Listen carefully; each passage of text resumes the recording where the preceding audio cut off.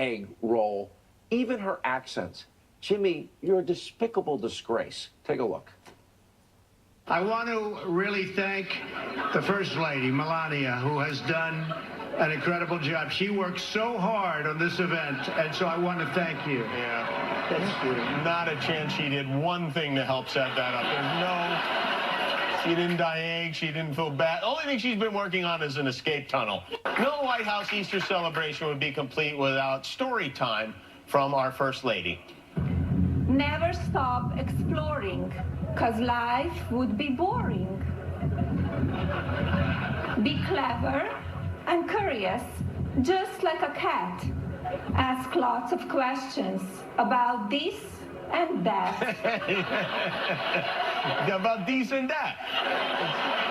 Kimmel, you realize what this means? You could be First Lady of the United States. Ass clown Kimmel. Now, I'm going to tell you something. What a disgrace. Hey, Mr. Kimmel, that's her fifth language. How many do you speak? Joining us now, the Hill's Joe Concha, Salem nationally syndicated radio talk show host Larry Elder. Larry's smiling. Joe's smiling. I don't know who's smiling more. I'll be honest. Leave the women and children alone.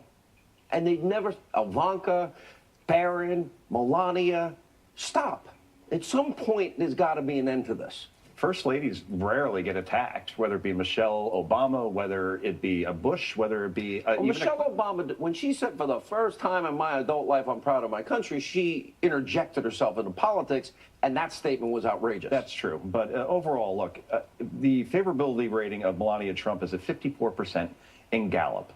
You want to attack her, roll the dice and take your chances, but there's no upside to this whatsoever. I just find this part insulting. I mean, especially, she is an extraordinarily bright woman. She's reading a children's book. It's something that first ladies do. Michelle Obama did it as well. And if you're not injecting yourself into politics, Larry, why? What's the point?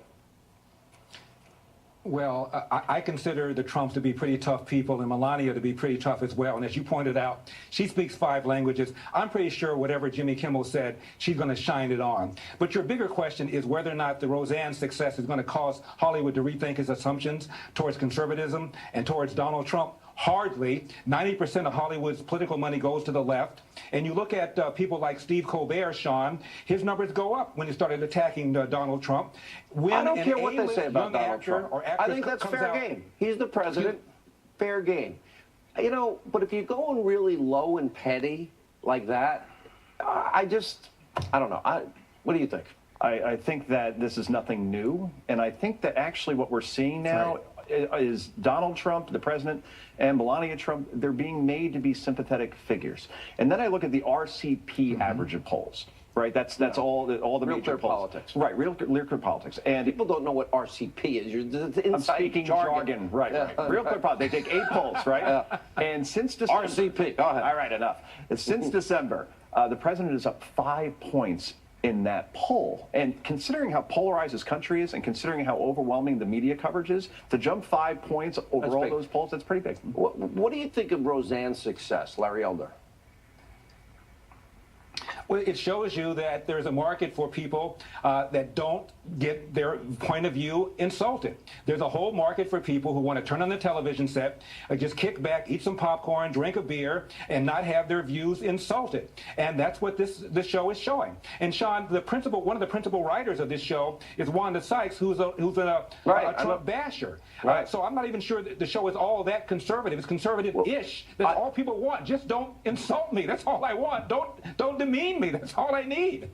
You know, so I did this one movie project, which I'm really proud of, Let There Be Light. It did extraordinarily well. We had no support of any studio.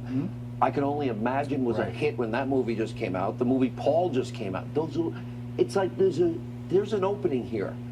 An untapped audience, a niche audience called half the country? Yeah, maybe. Look, the numbers around Roseanne are remarkable to me.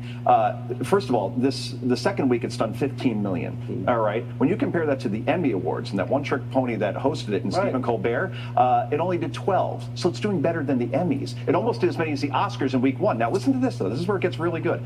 All right. In Tulsa, Cincinnati, and Kansas City, those were the top 3 cities for Roseanne's opening week.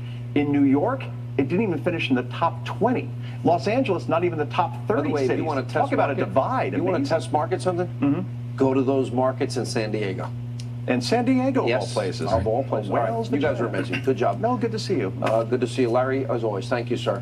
Coming up, Hillary Clinton's list of things to blame her election loss on.